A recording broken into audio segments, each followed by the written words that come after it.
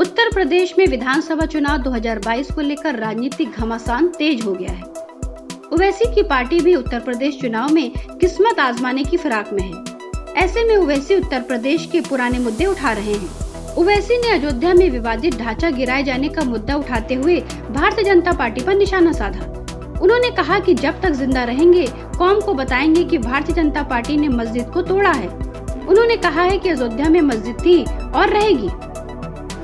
ओवैसी ने अयोध्या मामले में सुप्रीम कोर्ट के निर्णय की अनदेखी करते हुए एक बार फिर बाबरी मस्जिद विध्वंस का राग अलापा। ओवैसी ने कहा कि बाबरी मेरी मस्जिद थी और हमेशा रहेगी। उन्होंने कहा कि मैं तो इस बारे में खुलकर कहा हूँ और आज भी कह रहा हूँ। जब तक जिंदा रहूंगा हमारी नस्लों को हम बताते रहेंगे कि आजाद भारत में सुप्रीम कोर्ट को धोखा देकर बाबरी मस्जिद को भारतीय जनता पार्टी ने शहीद किया था और भारतीय जनता पार्टी वहाँ मस्जिद शहीद नहीं करती तो क्या वे आज का फैसला आता? वो मेरी मस्जिद थी और रहेगी। ओवैसी ने कहा है कि उत्तर प्रदेश में अल्पसंख्यकों की शिक्षा का स्तर बेहद कम है। अल्पसंख्यकों को आगे बढ़ाने के लिए अपनी राजनीतिक आवाज उठाने की जरूरत है। उन्होंने सवाल किया कि 5 साल में केंद्र की नरेंद्र मोदी सरकार ने अल्पसंख्यकों को आगे बढ़ाने के लिए क्या किया है।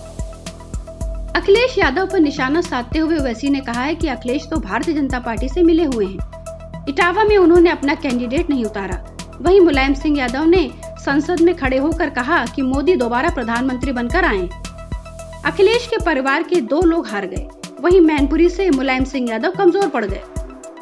ओवैसी ने कहा कि अखिलेश यादव आजमगढ़ से केवल मुस्लिम वोटों के कारण ही जीते। उन्होंने सवाल किया कि अखिलेश यादव कौन सी दुनिया में हैं?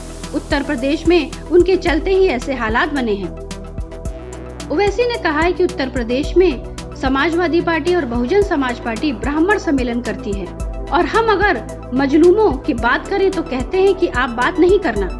अगर हम बात नहीं करेंगे तो फिर आप कैसे बात कर रहे हैं? उन्होंने कहा कि उत्तर प्रदेश में गजब खेल चल रहा है। उन्होंने कहा कि सभी ने उत्तर प्रदेश की राजनीति की, लेकिन यहाँ मुसलमानों की लीडरशिप कभी नहीं बनी। चाहे जो मुख्यमंत्री बना हो मगर उसने अपने समाज को मजबूत किया, लेकिन मुसलमानों की हालात पर बात करने पर हम वोट कटवा पार्टी हो जाते हैं। ओवैसी ने उत्तर प्रदेश में 2 बच्चों की पॉलिसी पर सवाल उठाते हुए कहा कि प्रदेश में 50% बच्चे कुपोषण के साथ पैदा होते हैं। यहाँ पर बच्चों के डॉक्टरों की भारी कमी है। रोजगार नहीं मिल रहा है। एम्प्लॉयमेंट पोर्टल्स पर 33 लाख से ज्यादा युवाओं के नाम हैं। इसके बावजूद उत्तर प्रदेश सरकार 2 चाइल्ड पॉलिसी लेकर आ रही है। राम मंदिर को लेकर ओवैसी का ये रुख पहली बार सामने नहीं आया है। इसके पहले भी कई बार वे राम मंदिर को नकार चुके हैं और फैसले के कारण सुप्रीम कोर्ट पर सवाल उठा चुके हैं। उन्होंने पिछले साल 2020 में बाबरी मस्जिद गिराए जाने की तारीख 6 दिसंबर को कहा था कि अयोध्या में बाबरी मस्जिद 400 सालों तक खड़ी थी। इसे आने वाली पीढ़ियों को याद दिलाने और सिखाने की जरूरत है। Bureau report, public news.